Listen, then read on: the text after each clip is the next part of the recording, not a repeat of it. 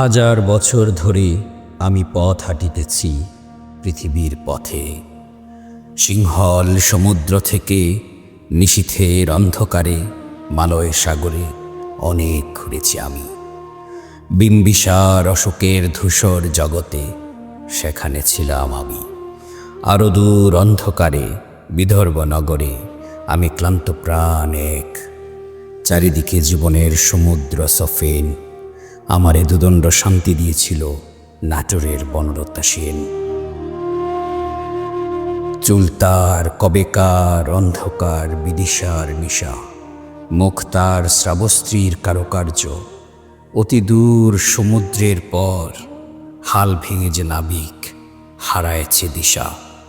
সবুজ ঘাসের দেশ যখন সে চোখে দেখে দারুচিনি দ্বীপের ভিতর, তেমনি দেখেছি তারে অন্ধকারে।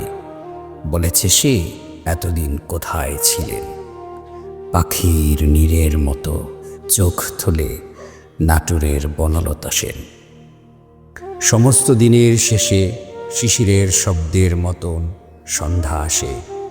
ডানার রৌদ্রের গন্ধ মুছে ফেলে চিল।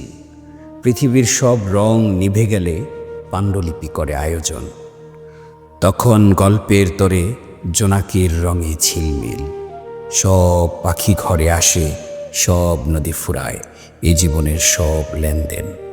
থাকে শুধু অন্ধকার, মুখোমুখি বসিবার বনলতা সেন।